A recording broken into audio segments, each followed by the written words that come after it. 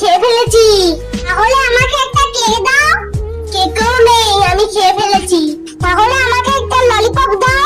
ললিপপও নেই, আমি খেয়ে ফেলেছি। আমি আইসক্রিমটা মাকে দিই। আমি আইসক্রিম খাবো না, ঠান্ডা লেগে যাবে। তাহলে আমি দিদিকে আইসক্রিম দিই।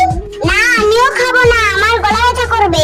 তাহলে বাবাকে ওই আইসক্রিমটা দিয়ে দিই। না না, আমিও খাবো না, আমারও গলা ব্যথা করবে। তাহলে আমি আইসক্রিম খাই।